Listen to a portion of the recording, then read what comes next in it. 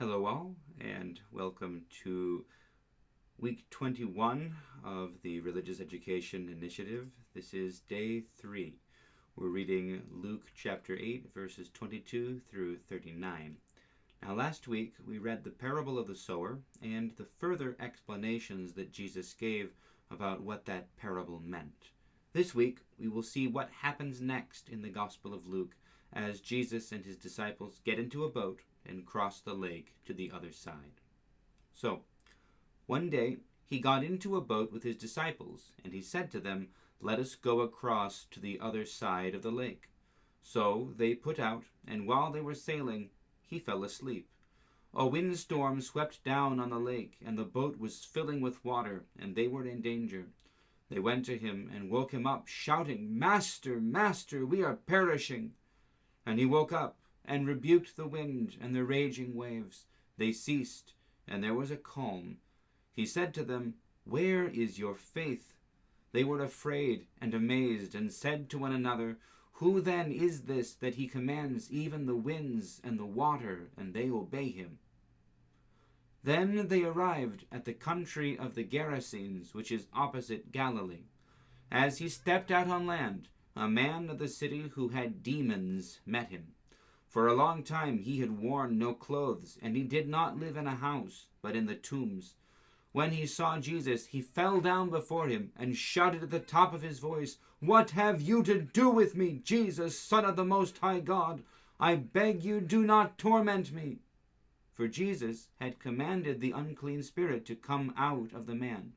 For many times it had seized him. He was kept under guard and bound with chains and shackles, but he would break the bonds and be driven by the demon into the wilds. Jesus then asked him, "What is your name?" He said, "Legion," for many demons had entered him. They begged him not to order them to go back into the abyss. Now, there on the hillside a large herd of swine was feeding, and the demons begged Jesus to let them enter these. So he gave them permission. Then the demons came out of the man and entered the swine, and the herd rushed down the steep bank into the lake and was drowned. When the swineherds saw what had happened, they ran off and told it in the city and in the country. Then people came out to see what had happened, and when they came to Jesus, they found the man from whom the demons had gone sitting at the feet of Jesus, clothed and in his right mind, and they were afraid. Those who had seen it told them how the one who had been possessed by demons had been healed. Then all the people of the surrounding country of the Gerasenes asked Jesus to leave them, for they were seized with great fear. So he got into the boat and returned. The man from whom the demons had gone begged that he might be with him, but Jesus sent him away, saying, "Return to your home and declare how much God has done for you." So he went away, proclaiming throughout the city how much Jesus had done for him. Now, there are countless things we can say about this passage, but I want to point out one matter that I only noticed on this read through, and I think it's important. At the very beginning of this passage, it says that Jesus said to the disciples, "Let's cross over the lake and go to the other side." And as soon as they reached the shore, it says Jesus was met by this demon-possessed man, and he told the demons to leave.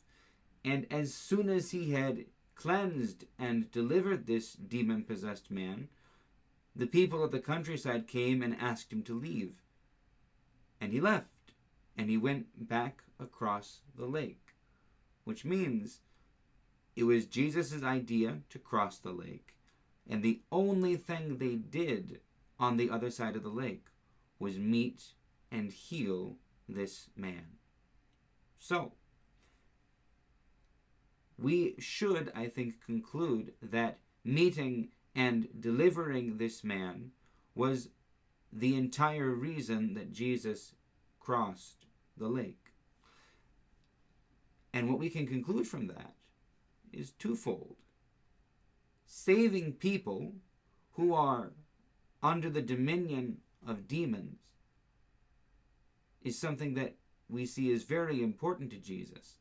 And second, destroying the power of these demonic powers is something that is extremely important for Jesus. This is what he comes to do. It's certainly why he crossed the water there.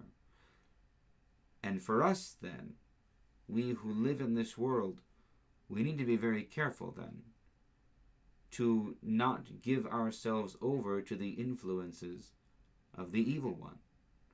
We know their temptations. We know the pull, the whisper, the voice of evil spirits. We've all heard the temptations, ideas that come into our mind that stir our hearts that we didn't invite. This is how most of us experience the reality of spiritual warfare. And there is no neutral side. We must choose the Lord's side and be with him always.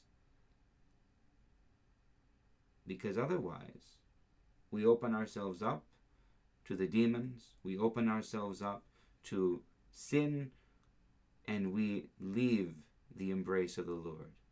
So, as we conclude this week, may we always abide with the Lord and be delivered from every evil power.